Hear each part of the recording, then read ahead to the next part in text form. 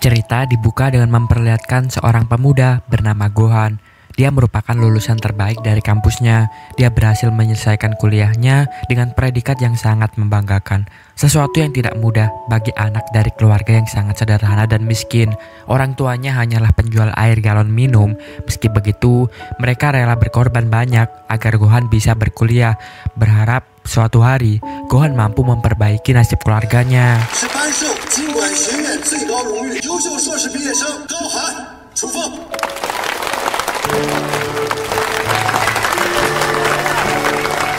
Setelah wisuda, Gohan sempat optimis bahwa pintu kesuksesan akan terbuka lebar. Nilai akademisnya tinggi, prestasi kuliahnya gemilang, bahkan dosen-dosen mengenalnya sebagai mahasiswa yang cerdas. Namun, kenyataan di luar kampus sangatlah berbeda. Dunia kerja tidak hanya melihat nilai, tapi juga melihat koneksi, status sosial, bahkan dari mana seseorang berasal.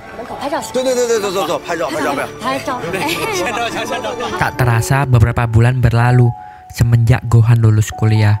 Di ibu kota, Gohan berulang kali melamar pekerjaan. CV-nya tersebar di banyak perusahaan. Namun jawaban yang datang hampir selalu sama, penolakan. Hal ini membuatnya semakin sadar bahwa kompetisinya begitu ketat.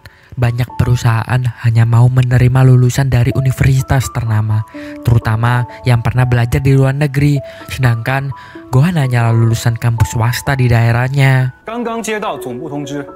历来中国区现在暂停应届毕业生招聘，各位可以离开了，谢谢。 Padahal sebenarnya Gohan punya jalan pintas. Dia mempunyai seorang sahabat bernama Ha. Ha ini merupakan anak dari seorang pengusaha yang kaya raya, dan dia bisa saja langsung memberikan rekomendasi agar Gohan diterima kerja di perusahaan yang besar. Tapi Gohan sendiri adalah anak muda yang sangat idealis. Sejak awal, prinsip Gohan jelas. Dia tak mau bergantung pada orang dalam. Dia ingin meraih kesuksesannya dari usahanya sendiri. Idealismenya itu memang mulia. Namun, di dunia nyata seperti ini, prinsip semacam itu seringkali harus berbenturan dengan kenyataan yang pahit.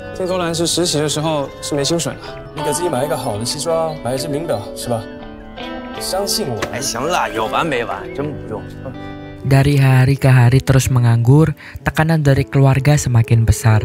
Orang tua Gohan berharap Gohan bisa menjadi pegawai PNS saja, pekerjaan yang dianggap lebih aman, tenang, dan terjamin masa depannya. Namun Gohan punya pandangan yang berbeda. Sejak dulu, dia sudah bercita-cita ingin terjun ke dunia finansial sesuai jurusannya, bekerja di bank atau perusahaan investasi, agar dia bisa langsung berkecimpung dalam pengelolaan saham dan pasar modal. Karena menurutnya, untuk merubah kemiskinan, satu-satunya cara adalah bekerja di perusahaan besar seperti ini. Sementara itu, kedua orang tua Gohan terus menua dan terus bekerja keras dari dulu. Gohan sadar dia tak mungkin lagi menyusahkan kedua orang tuanya, bahkan dia harus membantu kedua orang tuanya. Karena alasan itulah, Gohan yang tidak mempunyai uang sama sekali, dia akhirnya memilih menumpang tinggal di kosan pacarnya, yaitu Hui. Bagi Gohan, Hui bukan hanya sekedar pasangan, tapi juga support system terkuat baginya. Hui adalah wanita yang sangat luar biasa. Ketika semua orang meremehkan Gohan dan merendahkan Gohan kalau Gohan tak bisa sukses, Hui adalah satu-satunya orang yang percaya kalau suatu hari Gohan pasti bisa meraih cita-citanya.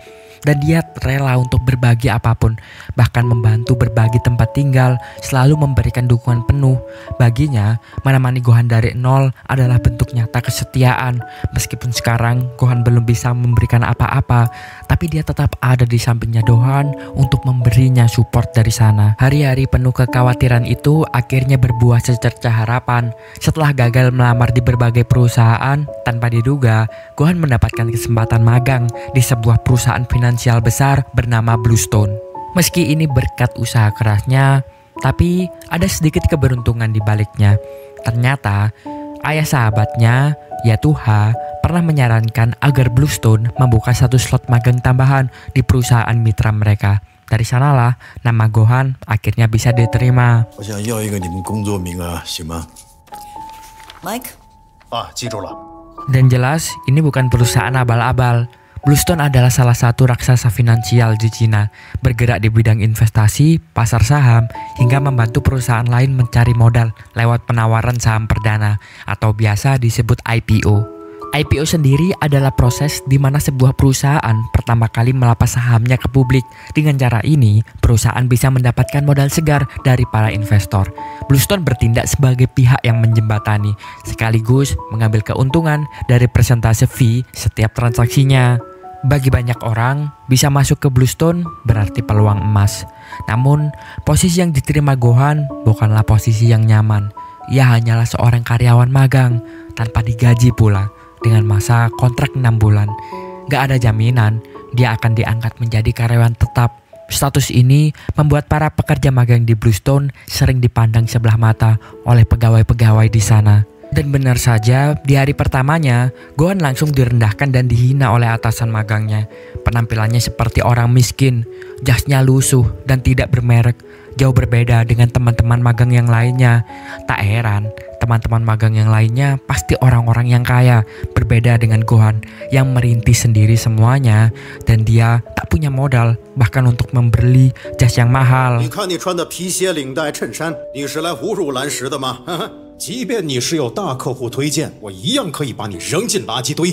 Sepulang kerja, Gohan hanya bisa terdiam sambil menatap saldo rekeningnya yang menipis.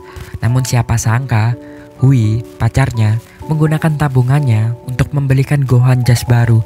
Meskipun tidak semewah milik orang lain, tapi jas itu cukup untuk membuat Gohan tampil lebih percaya diri.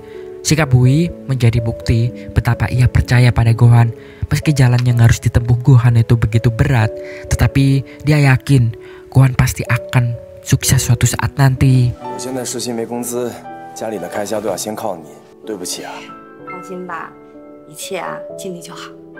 Perjalanan Gohan di Bluestone semakin berat ketika dia ditempatkan di bawah arahan Pak Zhang, seorang analis keuangan senior yang dikenal tegas sekaligus sangat berpengalaman. Pak Zhang sudah lama berkecimpung di dunia finansial. Ia tahu betul bagaimana pasar saham bekerja, bagaimana perusahaan bisa jatuh hanya karena satu kesalahan kecil, dan dia tahu bahwa bisnis ini tidak cocok untuk orang lemah. Melihat latar belakang Gohan yang hanya anak seorang penjual galon, lulusan kampus swasta lokal, Pak Zhang langsung meragukannya. Baginya, dunia finansial kelas atas biasanya dihuni oleh lulusan luar negeri, anak-anak dari keluarga konglomerat, atau orang dengan koneksi yang kuat. Sementara itu, Gohan sama sekali tak mempunyai itu semua. Dia tak cocok, dan dia tak yakin kalau Gohan bisa bertahan di dunia ini. Di titik ini terlihat jelas, motivasi terbesar Gohan, dia ingin membuktikan bahwa status sosial tidak menentukan masa depan. Dia ingin menunjukkan bahwa kerja keras bisa mengalahkan segalanya.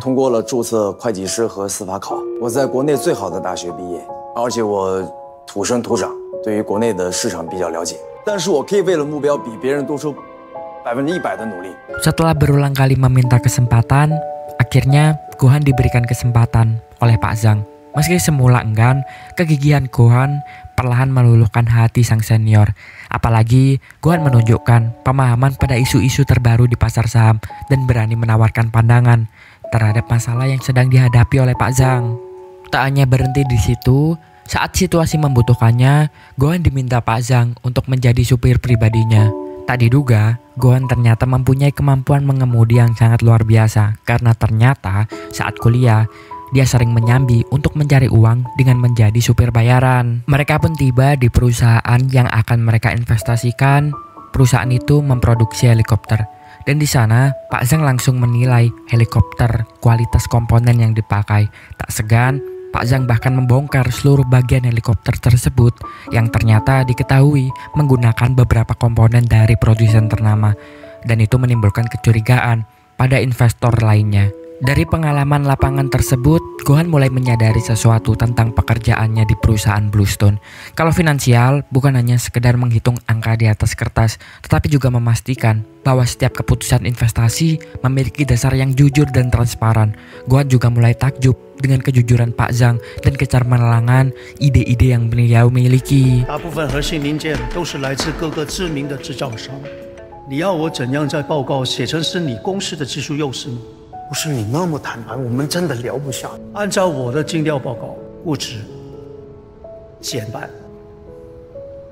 听你的。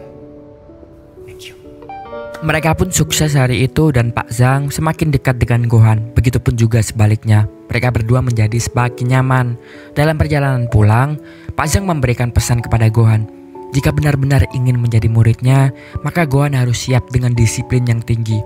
Gohan diminta untuk selalu memeriksa email setiap saat, mengikuti perkembangan kebijakan, serta membaca berita-berita terbaru seputar dunia finansial, baik dalam negeri maupun luar negeri. Tak hanya itu, Gohan juga diminta setiap pagi harus sudah menyiapkan seluruh bahan laporan tersebut, sekaligus menyiapkan sarapan lengkap dengan secangkir kopi hitam untuk Pak Zhang. Baginya, ini bukan hanya sekedar rutinitas, melainkan ini latihan kedisiplinan, menguji apakah Gohan benar-benar serius untuk menempuh di pekerjaan yang berat seperti ini. Tugas besar pertama Gohan datang ketika ia diminta menyiapkan sebuah proposal IPO untuk klien baru. Proposal ini adalah senjata utama Bluestone, dokumen yang harus mampu meyakinkan perusahaan agar berani melepas sahamnya ke publik, sekaligus menarik minat para investor. Namun, hasil pertama Gohan jauh dari kata memuaskan. Presentasi yang dia buat tidak berhasil menarik perhatian. Calon klien justru menolak mentah-mentah, bahkan mulai menunjukkan sikap licik dengan menuntut keuntungan yang terlalu besar. Situasi itu membuat kerjasama mereka berakhir buruk. Tapi Pak Zhang tidak terkejut dengan kegagalan tersebut. Baginya, lebih baik membatalkan kesepakatan daripada harus terlibat dalam bisnis yang penuh tipu daya. 你们装什么？客观、正义。Shit， 那么优厚的条件你们还不做？蓝石不是唯一选择。师傅，走。 Di atas rooftop gedung Bluestone, mereka duduk bersama. Pak Zhang cerita kepada Gohan kalau dunia investasi saat ini dipenuhi oleh orang-orang serakah yang rela melakukan apapun demi meraih keuntungan sebesar-besarnya. Di titik ini terlihat jelas prinsip dari Pak Zhang. Dia orang yang jujur, tegas, dan tidak mau ikut bermain dalam situasi yang curang seperti itu. Pak Zhang bukan hanya mengajarkan teknik bisnis kepada Gohan, tetapi dia juga memperlihatkan prinsip hidupnya. Baginya, pasar saham seharusnya menjadi sarana untuk membantu perusahaan berkembang, bukan hanya ladang spekulasi. Dia menolak terlibat dalam praktik kotor yang hanya menguntungkan orang-orang kaya saja. 人的贪婪已经把金融市场变成赌场。你要我卖身我可以哦，但是你要我作假，万万不能。好，经理。 Belum selesai dengan pelajaran pertama, Gohan kembali mendapatkan ujian yang besar. Kali ini, dia ditugaskan menangani proposal IPO untuk sebuah perusahaan makanan anjing bernama Lucky Dog. Perusahaan ini terlihat menjanjikan karena produknya dekat dengan kehidupan sehari-hari banyak orang. Dan Gohan menganggap ini sebagai kesempatan emas untuk membuktikan dirinya kalau dia juga bisa meraih kesuksesan. Gohan pun menuang semua keringatnya, mengerahkan seluruh kemampuannya untuk membuat proposal. Proposal yang dia buat kali ini berbeda dari biasanya. Bukan hanya sekedar laporan finansial kaku, melainkan disusun dalam format seperti majalah, lengkap dengan visual yang menarik. 这个效果怎么样？还不错。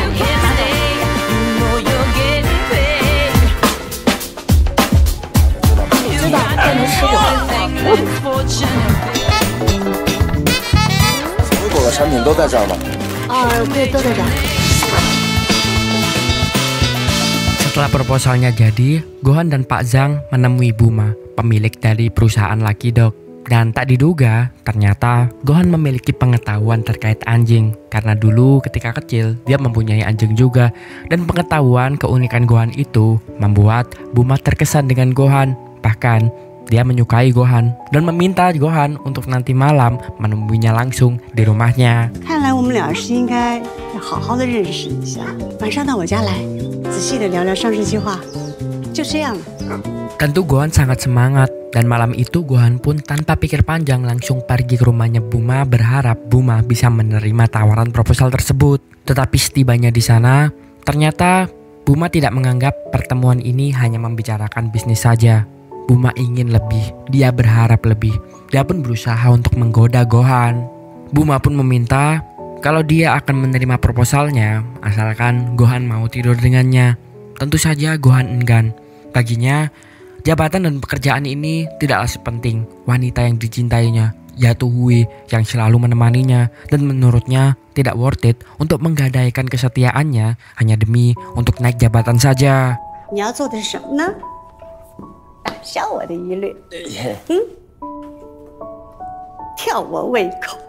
Merasa ditolak, Buma pun bilang lagi kalau dia akan menerima proposal dari Gohan asalkan Gohan mau untuk memakan makanan anjing di depan matanya.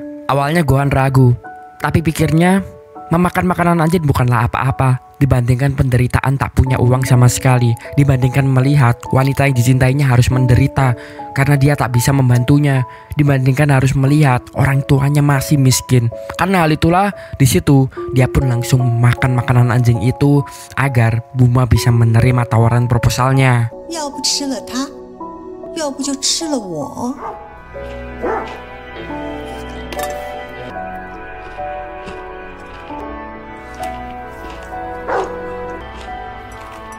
有种。 Sepulang dari sana Gohan pun langsung muntah-muntah. Tapi Gohan tetap menguatkan hatinya kalau dia rela melakukan apapun supaya dia bisa diterima sebagai pegawai tetap di perusahaan Bluestone ini. Beberapa hari kemudian Buma tak menandatangani proposal tersebut dan Gohan pun menyadari kalau dia telah ditipu oleh Buma. Bagi Gohan, semua usahanya terasa hampa. Dia merasa dipermainkan dan pengorbanannya memakan makanan anjing tidak menghasilkan apapun. Dari pengalaman ini, Gohan belajar bisnis seringkali tidak berjalan adil. Tidak semua kesepakatan berdasarkan keuntungan. Ada yang dipenuhi penipuan, bahkan manipulasi. Mengetahui itu, Pak Zhang pun juga menasihati kalau Gohan terlalu percaya pada janji manis, Gohan harus ingat bahwa di dunia finansial, janji hanya berarti jika tertulis di dalam kontrak. Jika tidak, maka itu hanya kata-kata kosong. Pelajaran ini membuat Gohan sadar juga kalau dunia yang dia masuki bukanlah arena akademik yang jujur. Dunia bisnis penuh abu-abu. Jika dia tidak berhati-hati, dia bisa menjadi korban penipuan selanjutnya.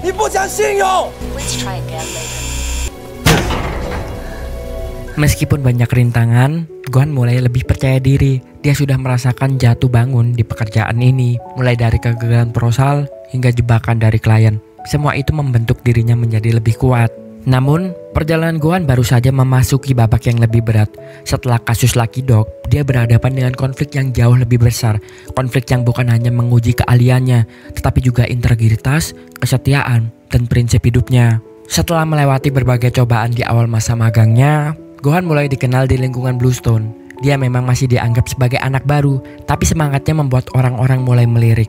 Saat itu datanglah sebuah perusahaan besar yang akan mengguncang perusahaan. Kebetulan, direktur utama Bluestone jatuh sakit dan harus menjalani perawatan panjang di luar negeri. Kekosongan jabatan itu membuat posisi kepemimpinan sementara jatuh ke tangan seorang perempuan bernama Helen.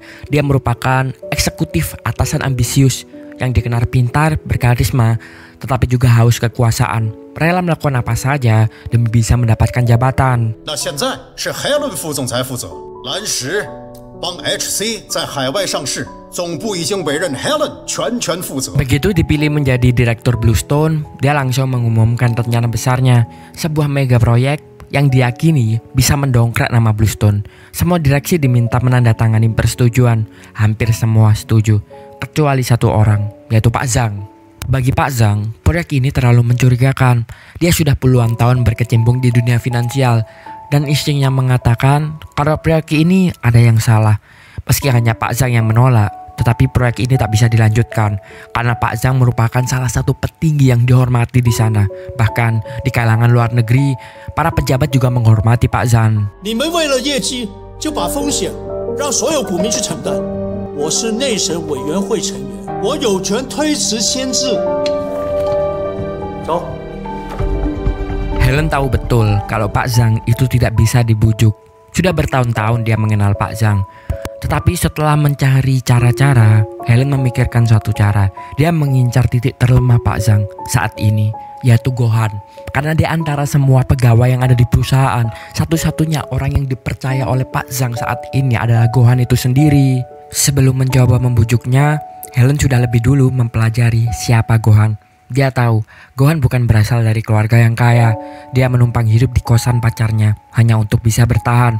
Ia juga tahu betapa kerasnya Gohan berusaha untuk satu hal, menjadi pegawai tetap di perusahaan ini.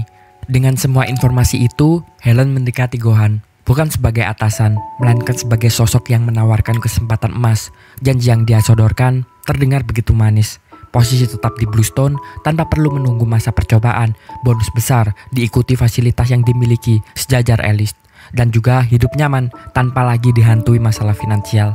Dan yang terpenting, Go-han akan diberikan apartemen yang baru. Namun, semua itu akan diberikan Helen dengan satu syarat. Go-han harus mampu meyakinkan Pak Zhang untuk menandatangani proyek besar yang akan Helen buat dengan cara apapun, bagaimanapun caranya. 转正升职还够你买一套房子的特别奖励，人生逆袭的机会，可遇不可求，选择决定命运。 Mendengar tawaran itu tentu saja Go-han tergiur. Karena selama ini dia sudah berjuang mati-matian hanya untuk bisa diakui.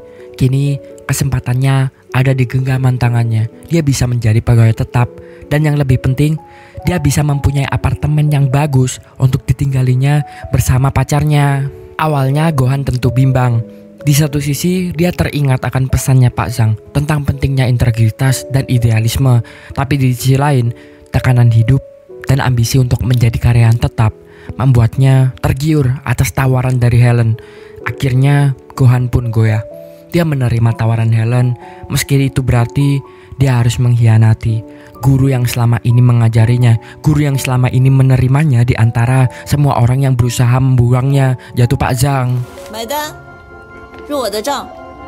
Go-han pun mulai melancarkan misinya, memanipulasi dokumen agar terlihat meyakinkan. Dan dia memanfaatkan kecerdikannya untuk mengakali situasi tersebut.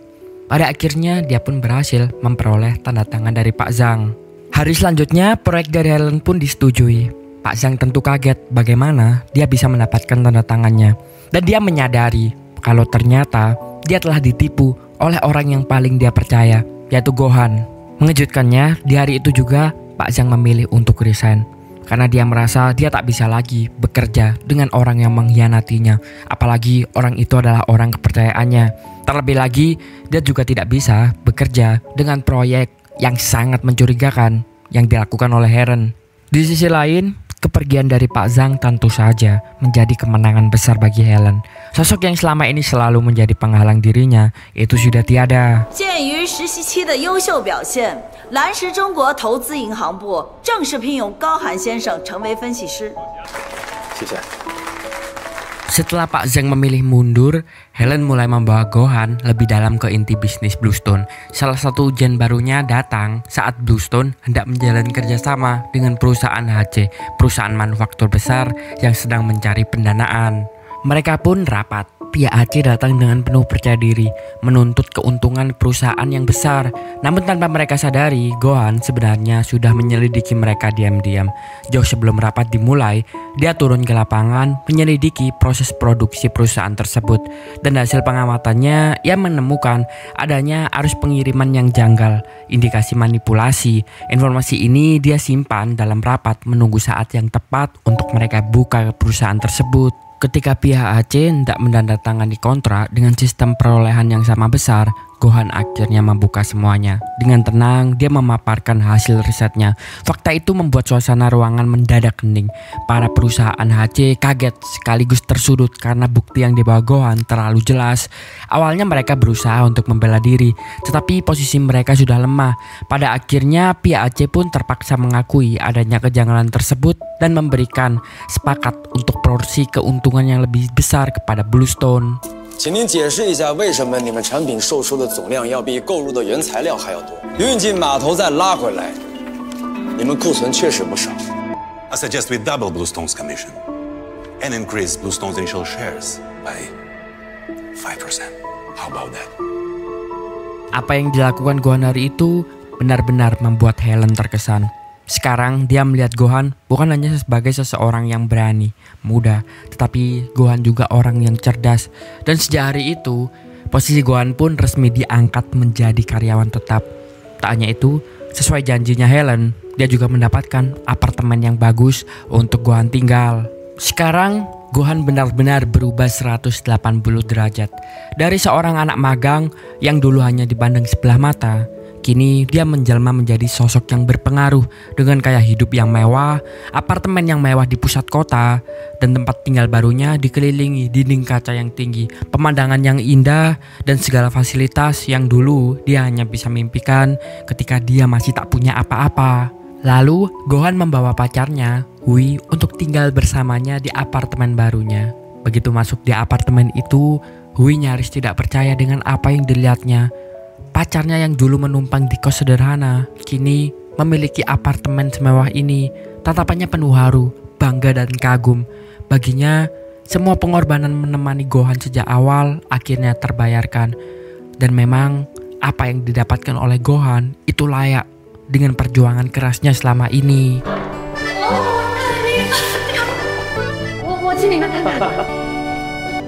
只要能让你觉得幸福，一切都值得。我每天都很幸福。 Tak lama kemudian, Helen mengambil langkah berikutnya. Dia menunjuk Gohan sebagai asisten pribadinya. Gohan diminta mendampingi perjalanan bisnis ke berbagai negara, menghadiri rapat penting, hingga bernegosiasi dengan klien-klien besar.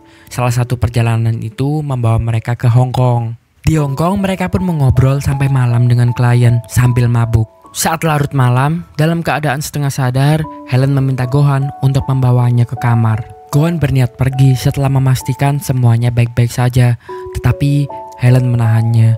Karena Gohan juga setengah sadar, tanpa dia sadari, malam itu mereka pun bercinta.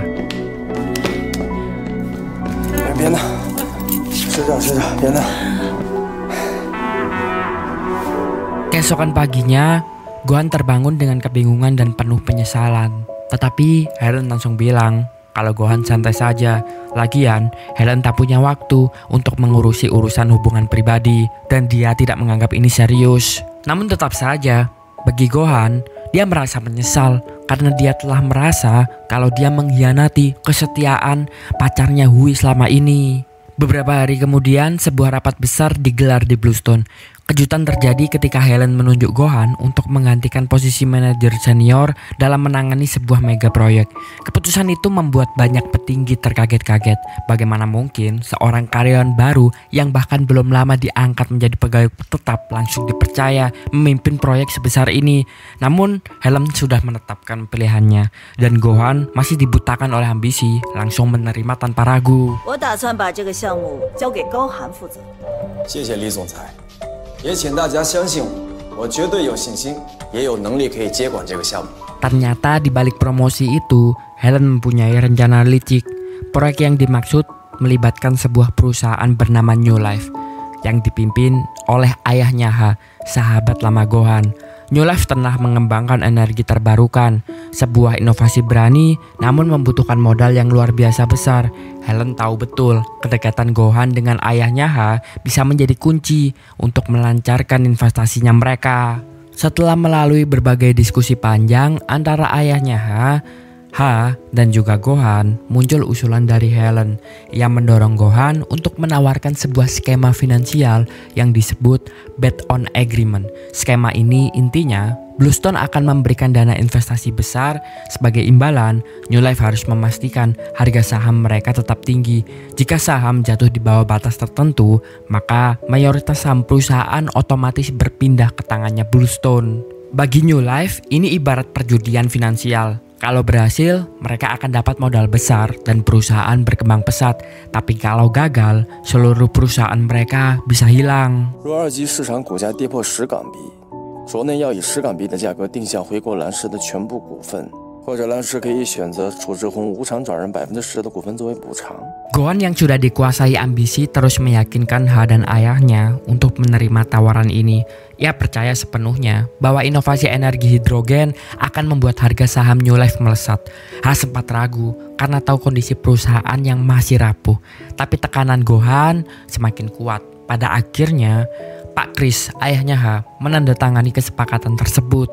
如果你是卓能董事长，你会签吗？会。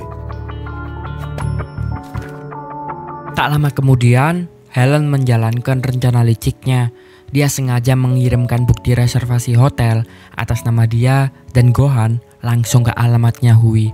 Tentu saja, melihat itu, Hui merasa hancur. Dia merasa kalau Gohan telah menyelingkuhi dirinya. Selama ini Hui sudah rela menemani Gohan dari nol. Namun Gohan justru membalas seperti ini. Meski Gohan mencoba menjelaskan, Hui tidak lagi percaya. Dia memilih pergi meninggalkan Gohan sendirian.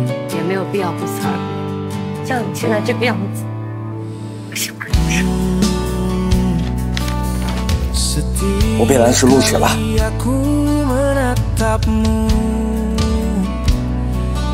Bolehkah kau jangan pergi dariku? 家里的开销都要先靠着你，对不 Walau 起啊。 sebentar saja kan datang juga malam tanpa yang menghalangi kita. Bila bukan 每天都这么晚，到底去哪儿？ 最近忙得晕头转向的。 我累了。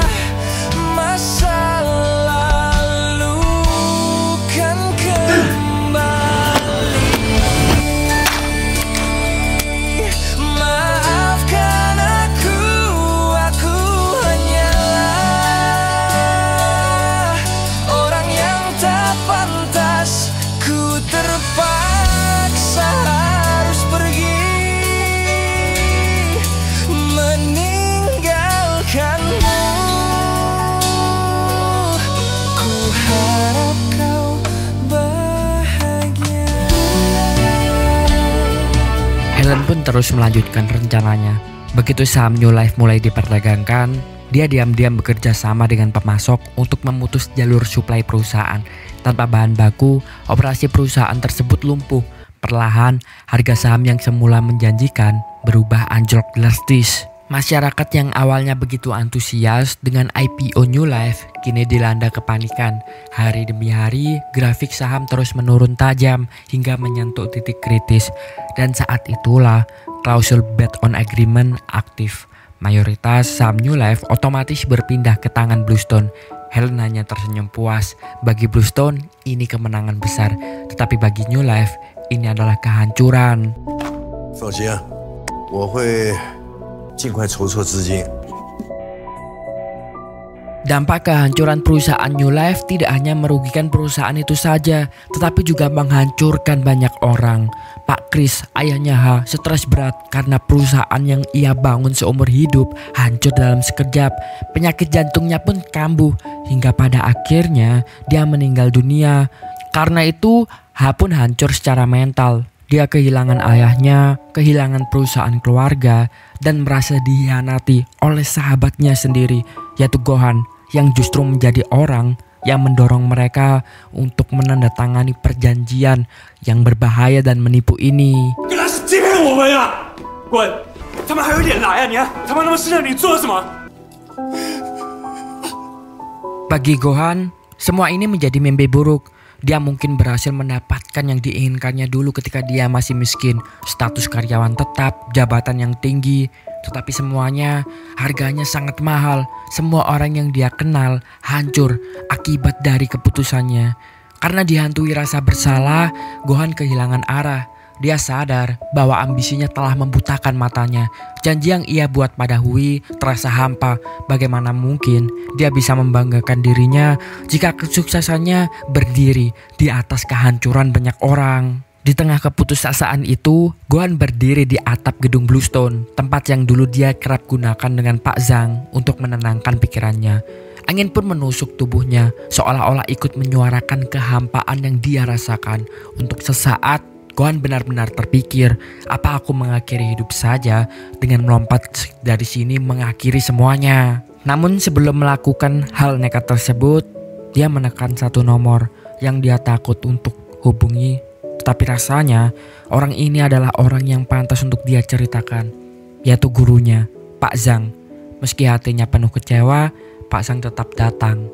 Tatapannya keras, penuh kekecewaan. Tapi jauh di balik itu, Pak Zhang masih mempunyai sedikit harapan untuk murid yang pernah dia banggakan dulu. Dia tahu kalau dalam hati sebenarnya Gohan mempunyai rasa idealisme itu. Gohan masih orang yang baik. Pak Zhang pun hadir di sana dan memberikan Gohan sepatah kata. Seorang laki-laki bisa dihancurkan berkali-kali, tetapi ia tak bisa dikalahkan. Kata-kata itu menyalakan kembali semangat Gohan. Dia memutuskan untuk bangkit, memperbaiki kesalahannya, dan merebut kembali apa yang telah hilang. A man can be destroyed, but not defeated. 你教我的，求你了，师傅。 Dia pun terpikirkan sebuah ide, tetapi ide ini penuh resiko. Jika gagal, reputasinya akan hancur total. Ia tidak hanya keluar dari Bluestone, tapi juga tak akan pernah kembali ke dunia finansial. Tetapi Gohan tak peduli, dia rela menanggung semua resiko itu, asalkan dia bisa menebus kesalahan yang telah buat. Dia mengaku sudah terjebak dalam ambisi buta dan kini hanya menginginkan satu hal, yaitu menebus dosa-dosanya. Dia tahu dia tak bisa menghidupkan ayahnya Ha lagi. Dia juga tahu dia tak bisa mengembalikan uang-uang orang-orang lain yang telah investasi di perusahaan yang telah ditipu oleh Bluestone ini. Tetapi ia masih berusaha untuk memperbaiki apa yang tersisa. Gohan pun memberanikan dirinya untuk mendatangi sahabatnya Ha. Dengan tulus, ia meminta maaf. Dia bilang kalau dia menyesal. Dan satu-satunya keinginan yang tersisa hanyalah menghidupkan kembali perusahaan ayahnya Ha yang sudah ayahnya Ha susah payah bangun. Awalnya Ha menolak, rasa marahnya begitu dalam. Namun setelah mendengar penjelasan Gohan dan melihat kesungguhan hatinya, perlahan hatinya Ha luluh. Dia pun memutuskan untuk memberikan kesempatan kedua untuk Gohan. 我已经在蓝石辞职了，当着手术组的面，希望你再信我一次，我会帮你把卓能夺回来。 Dengan restu Ha dan bimbingan Pak Zhang, Gohan mulai menyusun rencana balasan. Sebuah strategi beresiko tinggi yang bisa mengembalikan New Life sekaligus menghancurkan permainan Helen. Mereka tidak memilih cara frontal, semuanya dirancang seperti langkah catur yang halus. Pertama, mereka mengupayakan kehadiran investor besar dari Timur Tengah, bukan untuk membeli langsung, melainkan untuk menciptakan persepsi pasar bahwa ada pembeli serius yang siap mengambil alih kendali. Persepsi itu penting di pasar modal, keyakinan seringkali menghasilkan realitas. Setelahnya, mereka pun memanipulasi narasi publik lewat saluran media sosial. Sementara publik mulai tergiur dengan hal tersebut, langkah ketiga pun dijalankan. Mereka membeli saham New Life dalam porsi besar saat harga masih rendah, bekerja sama dengan sekuritas yang sudah disiapkan, dan ketika permintaan sengaja ditingkatkan dan ekspektasi pasar membesar, harga pun mulai naik tajam, memaksa pihak yang memegang posisi short atau yang membeli di harga tinggi untuk menutup posisi mereka. Dan ini dinamakan short squeeze. Jika semua berjalan sesuai rencana, efeknya bukan sekedar mengangkat harga saham, tapi juga membuat Helen dan Bluestone terjebak pada posisi finansial yang sangat merugikan. Rencananya pun dimulai, sentimen positif berhasil membuat harga saham New Life perlahan naik. Helen pun menjadi panik. Dia tahu jika Bluestone kehilangan mayoritas, reputasinya akan hancur. Maka ia langsung memerintahkan anak buahnya untuk membeli sebanyak mungkin saham, meskipun harganya saat ini sudah melambung tinggi. 通知牛弟，联合出资争股，有多少买多少，有多少给我买多少，紧打给所有小股东怎样？你这还有10万股，赶紧去买呀！ Sementara itu, Gohan, Ha, dan Pak Zhang terus mendorong harga naik. Pasar pun langsung bergolak, harga saham New Life melonjak sangat pesat. Dan di titik inilah, Bluestone sudah membeli terlalu banyak harga yang tinggi, sementara mayoritas saham sudah diamankan oleh kubu dari Gohan. Dan di waktu inilah, Ha langsung memutuskan untuk menghentikan perdagangan saham dengan alasan perombakan manajemen. Tentu saja, tindakan ini langsung menghancurkan Helen dan Bluestone karena mereka terjebak di harga saham yang tinggi dan mereka tak bisa menjualnya lagi. Uang mereka pun nyangkut semua di perusahaan ini.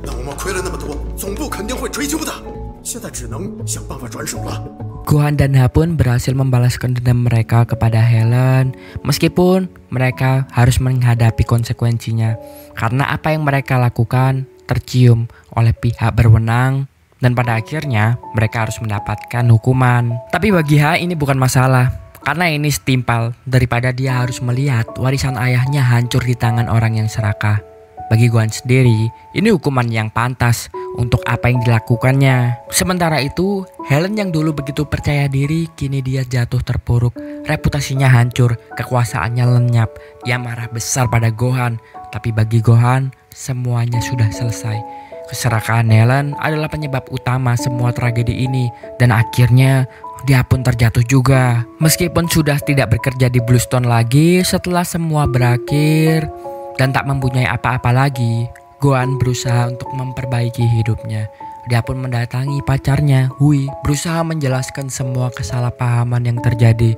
Meski dia tahu kepercayaan itu sulit kembali, tetapi Gohan berjanji pada dirinya sendiri untuk dia tak lagi terjebak ke dalam ambisinya dan ke dalam permainan-permainan yang busuk seperti ini. Di akhir film, terlihat Gohan yang akhirnya memilih untuk ikut gabung ke perusahaan finansial pribadi yang didirikan oleh Pak Zhang. Di situ mereka mempunyai prinsip yang sama, yaitu mencari keuntungan tanpa harus mengorbankan orang lain.